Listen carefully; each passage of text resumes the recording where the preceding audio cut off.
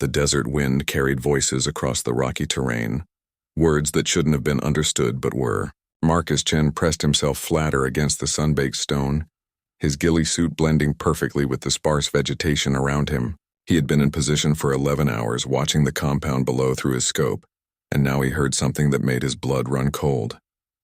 "The American sniper is close. We can feel him watching." The words were in Pashto, spoken by a man Marcus had been tracking for 3 weeks. Commander Rashid Ahmadi stood in the courtyard of the fortified compound, surrounded by his inner circle.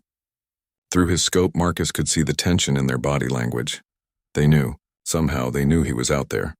Marcus had been a Navy SEAL sniper for 8 years, deployed to Afghanistan 4 times. This mission was supposed to be simple. Intelligence had pinpointed Ahmadi's location, a high-value target responsible for coordinating attacks that had killed dozens of coalition forces. Marcus was sent alone, a ghost operation, to eliminate the threat before Ahmadi could relocate again. The plan was textbook. Get in position, take the shot, disappear into the mountains before anyone realized what happened. But nothing about this felt textbook anymore. He had hiked for 2 days through treacherous mountain passes to reach this vantage point, a rocky outcrop overlooking the compound from 800 meters away. The position was perfect. Wind conditions were favorable. His rifle, a customized M110 semi-automatic sniper system, was zeroed and ready. He had water, food, and enough ammunition to hold this position for days if needed. Everything was going according to plan until those words drifted up from the compound. Through his scope, Marcus watched Ahmadi gesture toward the surrounding hills. The commander was speaking rapidly now, giving orders. Men scattered from the courtyard, grabbing weapons and moving with purpose. Some headed toward vehicles parked near the compound's main gate. Others began climbing the hillsides in small groups, spreading out in a search pattern. Marcus's mind raced through his options. He was 3 kilometers from his extraction point, a dry riverbed where a helicopter would pick him up at nightfall. Between him and safety lay hostile territory crawling with fighters who now knew he was somewhere in these hills. His communication equipment allowed only brief, encrypted burst transmissions to avoid detection. He couldn't call for immediate extraction without compromising his position entirely. The professional part of his brain calculated trajectories and escape routes. He could still take the shot. Ahmadi was in the open, an easy target even at this range. One squeeze of the trigger and the mission would be complete. But the moment he fired, every fighter in that compound would know exactly where he was. The muzzle flash, the sound, even with his suppressor, would give away his position, and there were at least 40 armed men down there, now actively hunting for him. Marcus had been in tight situations before. There was the firefight in Helmand province where his team had been pinned down for 6 hours. The night extraction in Kandahar that went sideways when their helicopter took fire.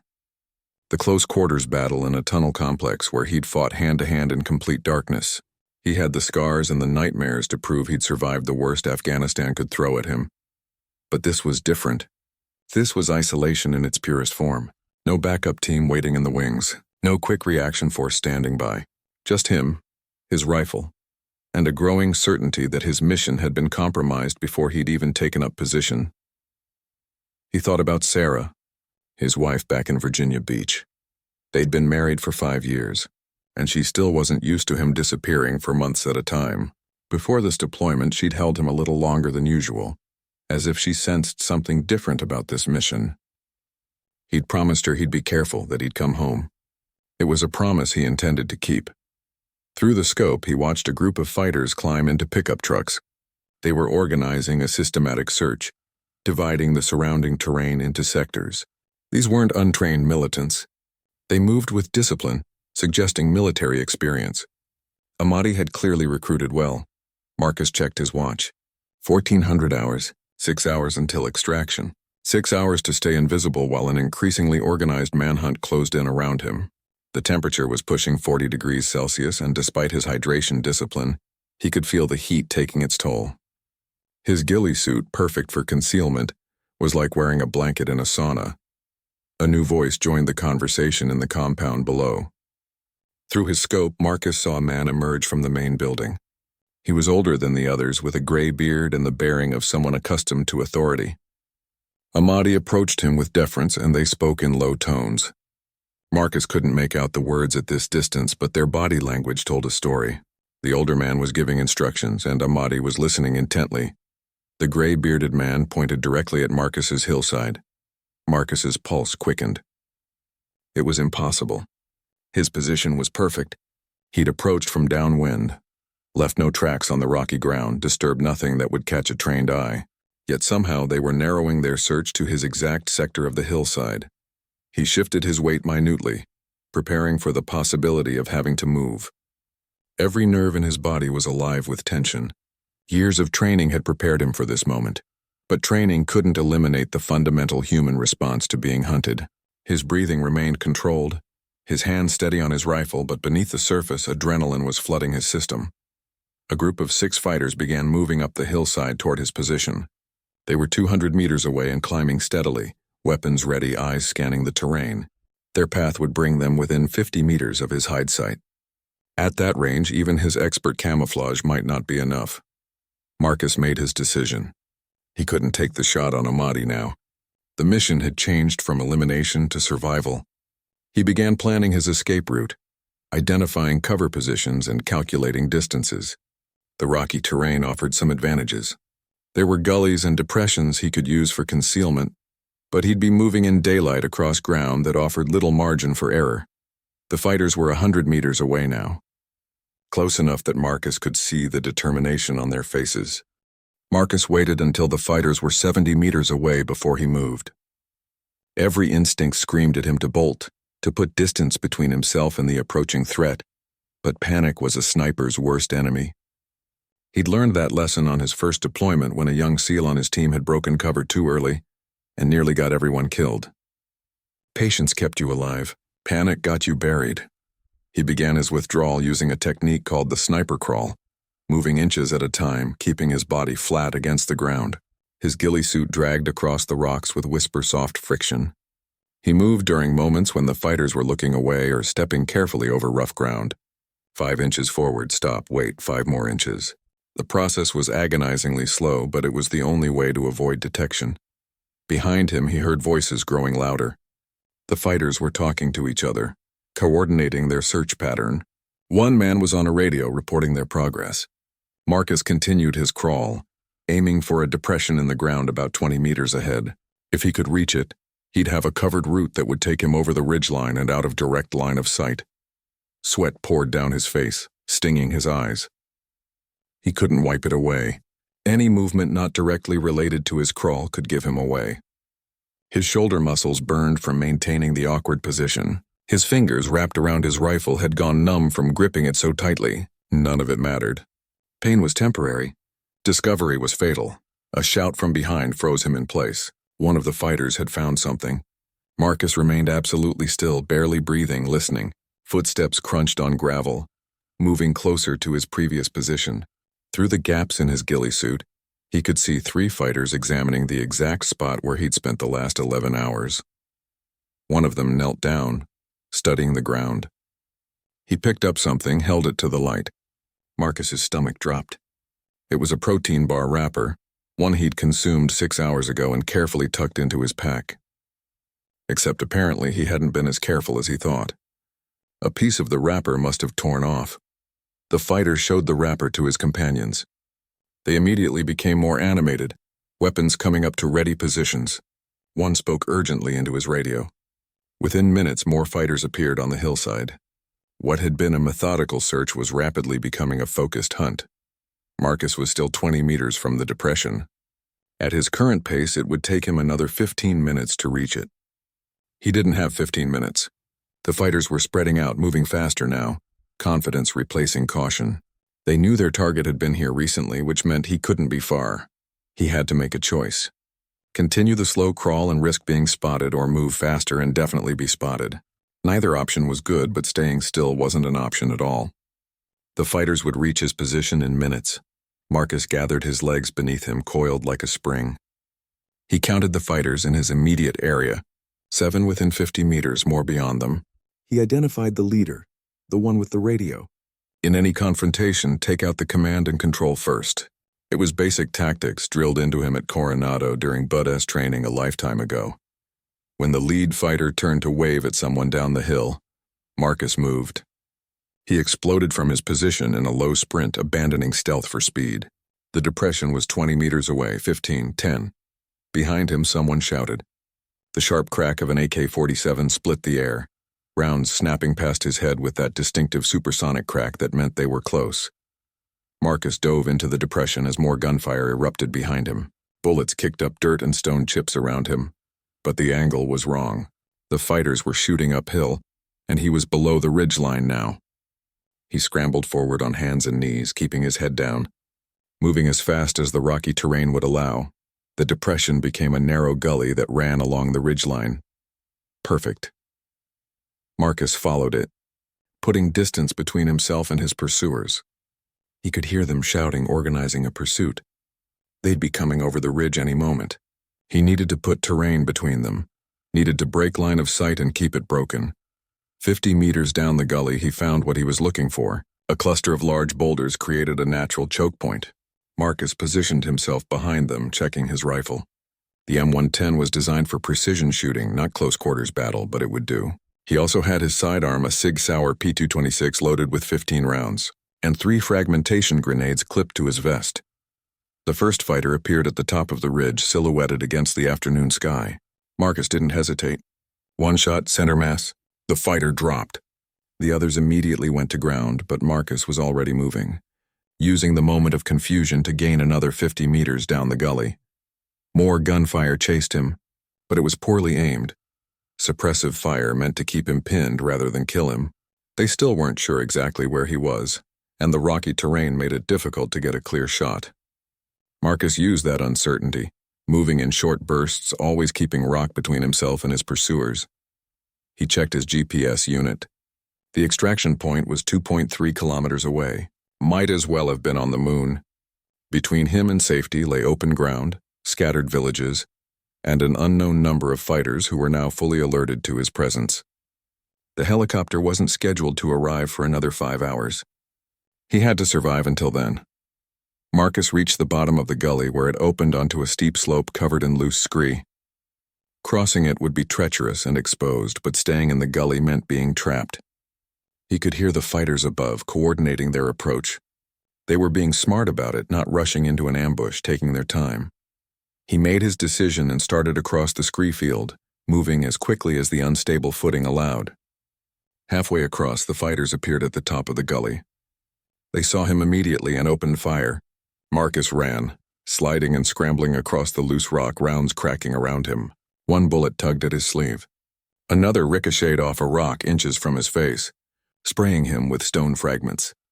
He reached the far side and dove behind an outcropping just as a sustained burst of automatic fire raked the ground he'd occupied seconds before. His heart hammered in his chest. That had been too close. Way too close. Marcus forced himself to slow his breathing, to think tactically. He was reacting instead of planning, and that needed to change. Running blindly would get him killed. He needed to control the engagement, dictate terms, make them cautious. He pulled out one of his grenades, measured the distance, and threw it back across the scree field toward the gully entrance. The explosion sent rock and shrapnel spraying across the slope. Screams followed. Marcus didn't wait to assess the damage. He was already moving, using the confusion to gain more ground. The explosion had bought Marcus precious minutes, but he knew the respite was temporary. His pursuers would regroup and they'd be angrier and more determined. He'd hurt them, which meant they'd want revenge. In this part of the world, blood debts were serious business. He found himself in a maze of rock formations that offered good cover but limited visibility. The afternoon sun beat down mercilessly, and despite his training in desert operations, the heat was becoming a factor. He'd been moving hard for over an hour, burning through his water supply. Dehydration would slow his reactions, cloud his judgment. He needed to be smart about his consumption, but he also needed to stay sharp. Marcus took a long drink from his Camelback, then checked his ammunition. He'd fired 3 rounds from his rifle and had 37 remaining. His pistol was still fully loaded. 2 grenades left. It wasn't much for a sustained firefight, but SEALs were trained to do more with less. Economy of force wasn't just a doctrine, it was a survival skill. His radio crackled with static. He pulled it out, checking the secure channel. Nothing but interference. The mountains were blocking his signal, or someone was jamming communications. Either way, he was cut off from any potential support. The extraction team wouldn't know his situation had gone sideways until he failed to show up at the designated time and location. A sound made him freeze. Vehicle engines coming from multiple directions. They were mobilizing their pickup trucks, spreading out to cut off his escape routes. Marcus climbed higher up the rocks to get a better vantage point. From his elevated position, he could see 3 vehicles on the dirt roads below, moving in a coordinated pattern. They were setting up a perimeter, boxing him in. He studied the terrain with a tactical eye. To his north, the mountain rose steeply, too exposed and too slow for escape. East would take him back toward the compound, definitely not an option. South led to open ground where the vehicles could easily run him down. That left west, toward a narrow canyon he'd noted during his mission planning. It would be dangerous, potentially a dead end, but it was his only real choice. Marcus began working his way west, staying in cover, moving during moments when the vehicles were facing away or blocked by terrain. He could hear the fighters calling to each other, coordinating their search. Some were on foot now, spreading out from the vehicles in a sweep pattern. They were being methodical, professional. These weren't random militia fighters. They were trained soldiers. The canyon entrance appeared ahead, a narrow cleft in the rock face barely wide enough for a man to squeeze through. Marcus checked behind him. No immediate pursuit visible, but he could hear them getting closer. He slipped into the canyon, his rifle held high to avoid scraping it against the rock walls. The canyon was dim and cool after the blazing heat outside. It twisted and turned, sometimes widening into small chambers, sometimes narrowing so much that Marcus had to turn sideways to pass through. Water had carved this passage over thousands of years, and the smooth rock walls bore the evidence of ancient floods. Marcus hoped he wouldn't experience a modern version. After 100 meters, the canyon opened into a larger space. Sunlight filtered down from above where the walls didn't quite meet. In the center of this natural chamber, Marcus found something unexpected, evidence of previous human presence. Old fire circles, some weathered boards that might have once been shelter, and most interesting, a narrow path leading up the canyon wall. Marcus examined the path. It was steep and exposed in places, but it would get him out of the canyon and onto the plateau above. He started climbing, testing each handhold before committing his weight. The rock was solid, sun-warmed and rough. 20 meters up, he paused to look back toward the canyon entrance. Voices echoed off the canyon walls. They'd found his entry point. Marcus climbed faster, no longer worried about noise. Speed was everything now. The path switched back on itself, gaining altitude quickly. His arms burned from pulling himself up, his legs shaking from the sustained exertion. He'd been running on adrenaline for hours, and his body was starting to send warning signals that he was pushing too hard. A gunshot rang out, the bullet striking the rock face below him. They'd entered the canyon and spotted him on the wall. Marcus didn't look down, just kept climbing. More shots followed, but shooting accurately upward at a moving target was difficult even for trained marksmen. The rounds came close but didn't find their mark. He reached the top and rolled over the edge onto the plateau above. Immediately, he low-crawled away from the rim, putting distance between himself and the canyon edge. Behind him, he heard frustrated shouts. They'd have to climb the same path he'd used, which would slow them down, but it wouldn't stop them. Marcus found himself on a high desert plateau, relatively flat but dotted with scrub brush and occasional rock outcroppings. He could see for kilometers in every direction. To the west, perhaps 3 kilometers away, he spotted the dry riverbed that was his extraction point. So close, yet still so far. He checked his watch. 3 hours until extraction. 3 hours to cover 3 kilometers while being actively hunted. Under normal circumstances, he could run that distance in under 20 minutes. But these weren't normal circumstances. The fighters knew roughly where he was heading. They'd have units moving to intercept, setting up ambushes along the likely routes. Marcus took a moment to think like his enemy. If he were Ahmadi, what would he do? The obvious answer, put men at the extraction point. Set a trap. Wait for the American sniper to walk into it. But Ahmadi didn't know for certain where the extraction point was. He could guess based on terrain analysis and helicopter range calculations, but he couldn't be sure, unless the mission had been compromised from the beginning. The thought hit Marcus like a physical blow. What if someone had sold the mission details? What if Ahmadi had known for days that an American sniper was coming? It would explain the heightened security at the compound, the organized response to his presence, the effectiveness of their search. They hadn't just gotten lucky. They'd been prepared. Marcus pushed the thoughts aside. Speculation wouldn't help him now. Whether the mission was compromised or not, his situation remained the same: survive until extraction. He started moving west, using whatever cover the plateau offered. The scrub brush was sparse but better than nothing. He moved in short rushes, staying low, pausing frequently to observe his surroundings. This was when his sniper training proved its worth: patience, observation, understanding terrain and how to use it. These skills had kept him alive through 8 years of deployments, and they'd keep him alive today. A vehicle appeared on the plateau, emerging from a track Marcus hadn't noticed. It was one of the pickup trucks from earlier, carrying 4 fighters with weapons ready. They were driving a search pattern, methodically covering ground. Marcus went to ground behind a low rise, watching them through his scope. The truck stopped about 400 meters from his position. The fighters dismounted and began walking a line, sweeping the area. They were moving toward him slowly but inevitably. Marcus calculated angles and distances. He could take out all 4 before they could effectively respond.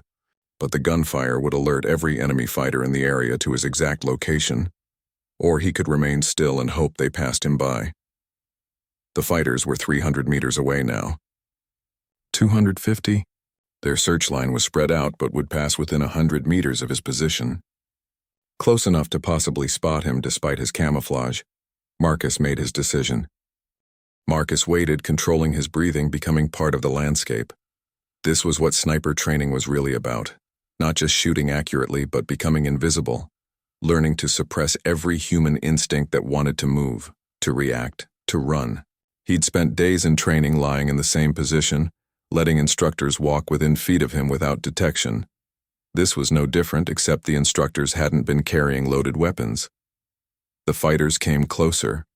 150 meters. 100. Marcus could see their faces now, see the intensity in their eyes as they searched. One man was younger, maybe 19, with a wispy beard and nervous energy. Another was older, weathered by years of war, movements economical and professional. These were the dangerous ones, the veterans who knew how to hunt men, 75 meters.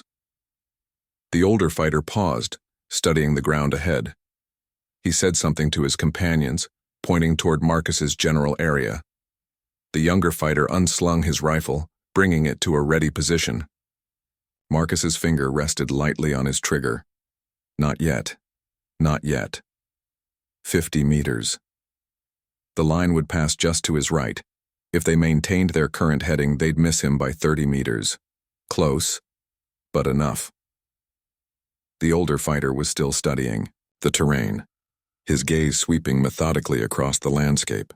His eyes passed over Marcus's position once, twice, then moved on. The camouflage was holding. The fighters passed by, continuing their sweep. Marcus remained frozen in place, watching them through his peripheral vision. Don't move. Don't breathe too hard. Don't give them any reason to look back. The seconds stretched into minutes. Finally, they were 100 meters past his position, then 200, moving away toward the eastern edge of the plateau. Marcus allowed himself a slow, controlled breath. That had been too close. His luck was holding, but he knew luck had a way of running out. He needed to get to that extraction point before the odds finally caught up with him. He waited another 5 minutes to ensure the fighters were committed to their direction, then rose and moved west again. The sun was lower now, casting long shadows across the plateau. In 2 hours, it would be dark. Darkness was his friend. It would give him the advantage. But he had to survive the next 2 hours first. Another kilometer passed. Marcus moved carefully, but steadily, using every scrap of cover, always watching, always listening. His body was running on fumes now, sustained by adrenaline and willpower. His shoulder ached from carrying the rifle, his legs felt like lead, and his mouth was dry despite his water discipline. None of it mattered. Pain was just information, and he'd learned long ago to acknowledge it and move on. The terrain began to change, sloping downward toward the dry riverbed. This was the dangerous part. The slope offered little cover, and he'd be exposed during his descent. But it was also the final approach to his extraction point. Once he reached the riverbed, he could use the banks for cover and wait for the helicopter. Marcus studied the slope through his scope, looking for threats. Movement caught his eye, a flash of reflected sunlight on metal. He focused on the spot and felt his stomach tighten. There were fighters already at the riverbed, at least a dozen, spread out along the banks with weapons ready. They'd anticipated his destination and set the trap he'd feared. He pulled back from the rim and considered his options. He could try to bypass the ambush, move further along the plateau and come down elsewhere, but that would take time he didn't have. He could try to fight through, but 12 against 1 were suicide odds even for a SEAL. Or he could change the extraction point, call for pickup somewhere else. Marcus pulled out his radio and keyed the emergency frequency. Static filled his earpiece. He tried again, adjusting the antenna, searching for any signal. Nothing but white noise. Either the mountains were still blocking him, or the interference was intentional. He was on his own. The sun continued its descent. 90 minutes to extraction. Marcus needed a plan, and he needed it now. He studied the terrain again, this time looking not for threats but for opportunities. The riverbed curved about half a kilometer north of his planned extraction point. If he could reach that curve, he might be able to use the bend for cover, create a defensive position that would allow him to hold out until the helicopter arrived. It was a long shot, but it was the only shot he had. Marcus began working his way north along the plateau rim, staying well back from the edge to avoid being spotted from below. The light was fading, shadows lengthening, the temperature dropping, as the desert prepared for its nightly transformation from furnace to freezer. He'd been sweating all day, and now that sweat would become dangerous as the temperature plummeted. Hypothermia could kill him as surely as a bullet. He reached a point where the plateau ended in a jumble of broken rocks leading down to the riverbed. Not ideal, but better than the open slope near the planned extraction site. Marcus began his descent, moving carefully in the failing light. The rocks were loose and treacherous, each step requiring careful placement. One mistake, one twisted, ankle or noisy rock slide, and he'd alert every fighter in the area to his position. Halfway down, he heard voices. Marcus froze, scanning the dimness below. 2 fighters were walking along the riverbed, talking quietly, weapons slung casually over their shoulders. They weren't expecting trouble, just 2 guys pulling security duty, probably bored and ready for the shift to end. Marcus waited, watching them. They walked past his position without looking up, their conversation fading into the distance. He continued his descent, reaching the riverbed as the last light bled from the sky. The darkness was complete now. No moon yet risen, only stars providing faint illumination. He found a position in the curve of the riverbed, a spot where the bank offered cover on 3 sides and a clear field of fire to the south. It wasn't perfect, but it would do. Marcus arranged his remaining ammunition within easy reach, placed his last 2 grenades where he could grab them quickly, and settled in to wait.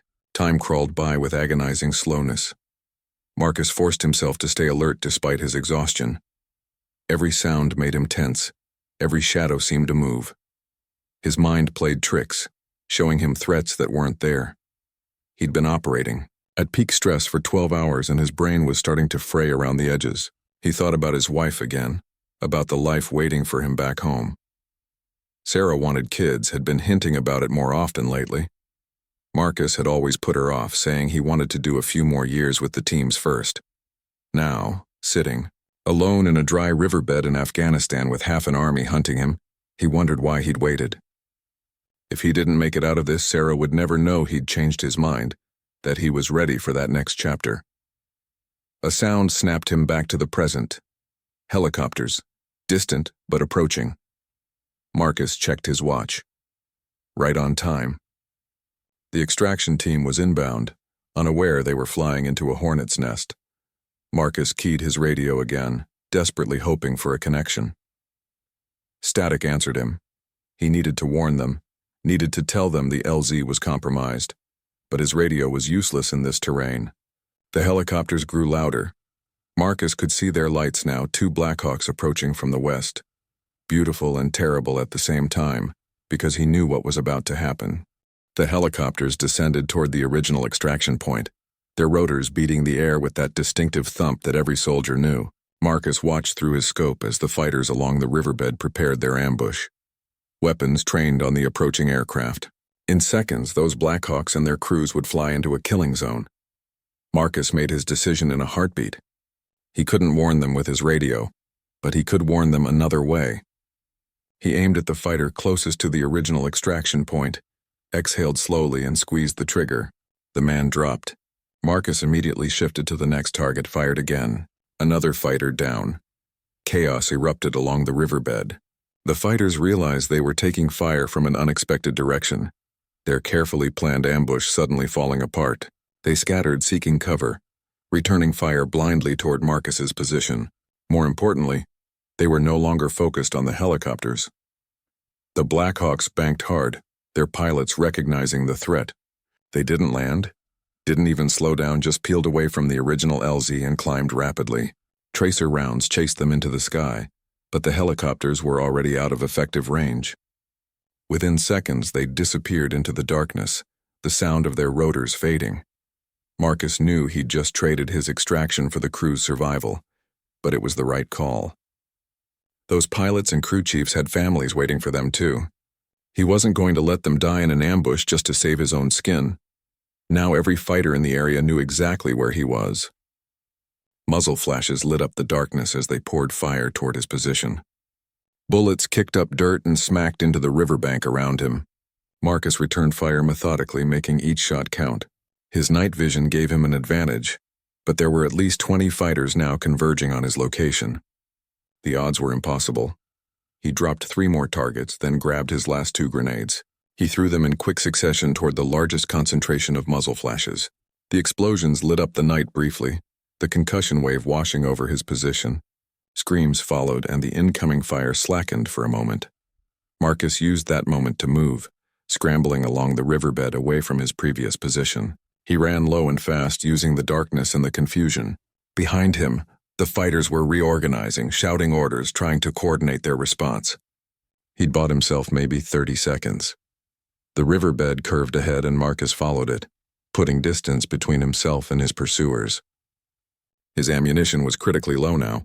8 rounds in his rifle, 15 in his pistol. Not enough for a sustained fight. He needed to break contact, disappear into the night, and hope the extraction team would try again. But first he had to survive the next few minutes. Vehicle engines roared to life. They were bringing up the trucks, using their mobility to cut off his escape routes. Headlights swept across the desert, searching. Marcus went to ground behind a small rise, watching the lights approach. He was out of grenades, low on ammunition, and running out of options. One truck stopped near his position, its headlights illuminating the riverbed. 4 fighters dismounted, spreading out in a search pattern. They were being cautious now, having learned the hard way that their prey had teeth. Marcus let them come closer, waiting for his moment. When they were 30 meters away, Marcus made his move.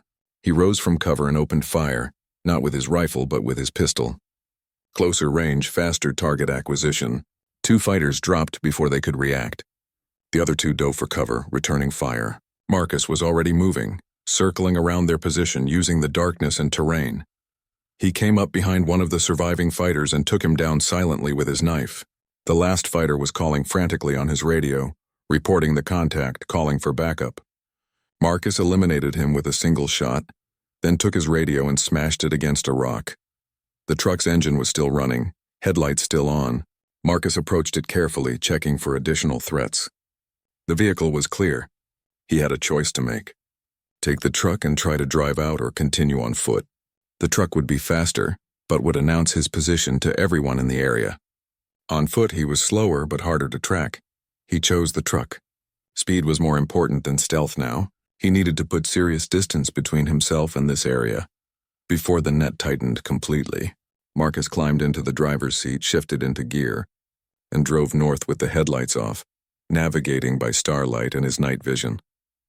The terrain was rough, and he had to keep his speed down to avoid rolling the vehicle. Every minute felt like an hour. He expected to see other headlights at any moment, to hear the crack of incoming fire, but the desert remained quiet. the only sound the truck's engine and the crunch of tires on rocky ground. After 3 kilometers, Marcus abandoned the truck and continued on foot. He was in unfamiliar territory now, off his planned route, moving blind through hostile terrain, but at least he'd broken contact with the immediate pursuit. He checked his GPS unit, trying to calculate a new extraction point, somewhere the helicopters could reach him without flying into another ambush. His radio suddenly crackled to life. The signal was weak but clear enough to understand. "Mongoose 3, this is Eagle 7, do you copy?" Marcus keyed his radio, relief flooding through him. "Eagle 7, Mongoose 3, I copy. We had to abort the extraction. What's your situation?" LZ was compromised. "I'm 5 clicks north of the original position, moving on foot. Ammunition critical. Multiple hostiles in pursuit." There was a pause. "Roger that, Mongoose. We're working on alternate extraction. Stay mobile. We'll contact you with new coordinates." "Eagle 7 out." The radio went silent. Marcus continued moving, his legs burning with exhaustion. He'd been operating for over 15 hours now, most of it under extreme stress. His body was approaching its limits, running on nothing but willpower and training. But SEALs were trained to push past normal human limitations, to keep functioning when most people would collapse. He found himself in a narrow valley between 2 ridges. The terrain offered some concealment, but it also limited his options if he got trapped. Marcus moved carefully, all senses alert. The night was cold now, temperature dropping toward freezing. His sweat-soaked clothing had turned into a liability, drawing heat away from his body. Movement ahead made him freeze. Voices carried on the still night air, speaking in Pashto. Marcus couldn't see the speakers yet, but they were close, maybe 50 meters ahead. He went to ground, crawling behind a boulder, watching and waiting. 3 fighters appeared, walking casually, weapons slung. They were talking about the American sniper, about how he'd killed their brothers, about what they'd do when they caught him. One man was describing elaborate tortures, making his companions laugh. They had no idea their target was less than 50 meters away, listening to every word. Marcus could have killed all 3 before they knew what hit them, but his ammunition was too precious to waste. He had maybe 4 rounds left in his rifle, and he needed to save them for when there was no other choice. He let the fighters pass, remaining motionless until their voices faded into the distance. His radio crackled again. "Mongoose 3, Eagle 7. New LZ coordinates incoming." Marcus pulled out his GPS unit as the coordinates appeared on the screen. He calculated the distance and direction. 7 kilometers northwest, across open terrain. It might as well have been 100, but it was his only chance. "Eagle 7, Mongoose 3, I copy the coordinates.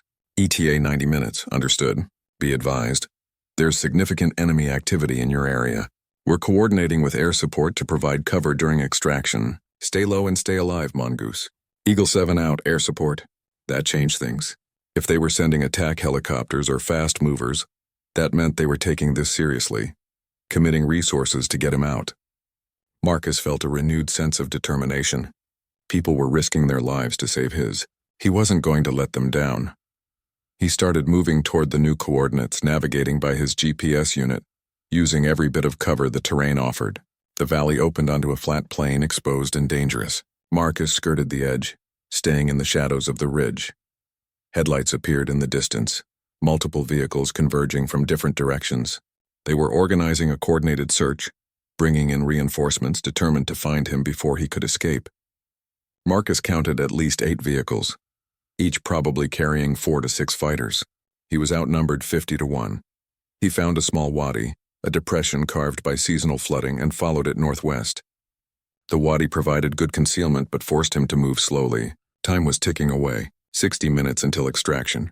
The terrain seemed to actively work against him, every step harder than the last. His body was shutting down, systems failing one by one. His vision was starting to blur, his hands shaking from exhaustion and cold. He'd been trained to recognize the signs of acute fatigue, to know when his body was approaching complete failure. He was past that point now, operating on nothing but pure determination. The wadi ended abruptly at a rocky escarpment. Marcus had to climb down, a 10-meter descent in near total darkness with hands that could barely grip. He made it halfway before his foe. The vehicles arrived with 10 minutes remaining until extraction. 6 trucks spread out around the perimeter of the boulder field, their headlights creating a ring of illumination that turned the extraction zone into a spotlight. Fighters dismounted, weapons ready, moving with the confidence of men who had their prey cornered. Marcus counted 32 hostiles, possibly more in the vehicles. He recognized the gray-bearded man from the compound among them. The old warrior walked with authority, directing the others, organizing them into assault groups. This wasn't a random mob. This was a coordinated military operation, and Marcus was the objective. The gray-bearded man shouted something in Pashto. His voice echoed off the rocks, carrying clearly in the cold night air. American sniper. We know you are here. We know you are alone. We know your helicopter is coming. But it will not reach you in time. Surrender now and we will let you live. Fight and you will die in this desert, far from your home and family. Marcus didn't respond. Words were meaningless now. Only actions mattered. He had 4 rounds in his rifle, 15 in his pistol. 19 bullets against 32 men. The math was simple and brutal. The fighters began advancing, moving in teams, covering each other. Professional tactics executed with discipline. Marcus waited until they were within effective range, then fired. 1 shot, 1 target down. The fighters scattered, seeking cover. Marcus shifted position immediately, moving among the boulders. Return fire raked his previous location, bullets sparking off rock. Marcus popped up from a different angle and fired again. Another fighter dropped. 3 rounds left in his rifle. The fighters were adapting quickly, realizing their opponent was mobile and deadly. They began suppressing areas with sustained fire before advancing, standard counter-sniper tactics. Marcus's radio crackled. Mongoose 3, Eagle 7, we're 3 minutes out. Be advised, Viper flight is engaging targets in your vicinity. Keep your head down. The roar of jet engines split the night. 2 F-16s screamed overhead, followed immediately by explosions as their ordnance impacted around the perimeter. The trucks erupted in balls of flame, shrapnel scything through the fighters who'd been using them for cover. The coordinated assault disintegrated into chaos as men scattered, seeking cover from the aerial onslaught. Marcus used the confusion to relocate again, moving to the opposite side of the boulder field. He could see the helicopters now. 2 Blackhawks coming in fast and low, their door gunners already engaging targets. The lead aircraft flared hard, landing in a storm of dust and rotor wash. The second helicopter provided cover, its gunners hosing down any fighter who tried to bring a weapon to bear. Marcus ran toward the landing zone, his injured ankle forgotten in the rush of adrenaline. 15 meters, 10. Gunfire erupted from his left. He felt something tug at his vest, the impact of a round hitting his body armor. 5 meters. The crew chief was leaning out of the helicopter, hand extended. Marcus grabbed it and was pulled aboard as the pilot pulled pitch, the helicopter climbing steeply. Tracer rounds chased them into the sky, but they were already out of effective range. Marcus collapsed onto the deck of the helicopter, gasping, his entire body shaking with exhaustion. The crew chief was checking him for wounds, talking to him, but Marcus couldn't process the words. All he could do was breathe, grateful for each breath, grateful to be alive. The crew chief pulled off Marcus's helmet and held up 3 fingers. How many fingers? 3, Marcus managed to say. Good. You're going to be okay, brother. We've got you. Marcus closed his eyes as the helicopter banked away from the target area. The mission was a failure in the traditional sense. He hadn't eliminated Ahmadi. The target was still alive, still operational. But Marcus was alive too, against all odds. And sometimes that was the only victory that mattered. The flight to the forward operating base took 40 minutes. Marcus spent most of it in a semi-conscious state, his body finally surrendering to exhaustion once the immediate danger had passed. The crew chief kept him talking, monitoring him for signs of shock or injury. Marcus's ankle was swelling badly, and he had bruises and cuts all over his body, but nothing life-threatening. He'd been incredibly lucky. The helicopter touched down at the FOB and medics were waiting. They helped Marcus off the aircraft and into an ambulance. As he was being loaded, the pilot came around to check on him. Hell of a job out there, Mongoose. That was some of the finest fieldcraft I've ever seen. Marcus just nodded, too tired to respond properly. The pilot squeezed his shoulder and headed back to his aircraft. In the base medical facility, doctors examined Marcus thoroughly. Sprained ankle, dehydration, exhaustion, multiple contusions, but nothing broken, nothing permanent. They started an IV, gave him pain medication, and ordered him to rest. Marcus lay in the hospital bed, staring at the ceiling, replaying the mission in his mind. What had gone wrong? How had they known he was coming? The questions gnawed at him, but the answers would have to wait. His body demanded sleep, and he finally surrendered to it. He woke 12 hours later to find his commanding officer sitting beside his bed. Commander James Mitchell was a former SEAL himself, a hard man who'd led his teams through the worst of Iraq and Afghanistan. He looked at Marcus with an expression that was part concern, part relief. "How you feeling, Chen?" "Like I got hit by a truck, sir." Mitchell nodded. "The intel boys have been going over your mission. They think there might have been a leak, someone in the chain who tipped off Ahmadi. They're investigating." Marcus absorbed this information. A leak. It confirmed his suspicions from the field. Someone had sold him out, had sent him into a trap. The anger would come later. Right now he just felt tired. "There's something else," Mitchell continued. "The airstrikes in your engagement last night killed or wounded about 20 hostiles, including some high-value targets. Ahmadi got away, but we significantly degraded his network. Intelligence gathered from the site suggests he's gone to ground. Probably won't be operational for months. So in a way, the mission accomplished its objective. We took him off the board even if we didn't do it the way we planned." Marcus considered this. It wasn't the clean elimination he'd been sent to achieve, but warfare rarely went according to plan. The important thing was that Ahmadi was no longer an immediate threat, and Marcus had survived to fight another day. "Get some rest," Mitchell said, standing up.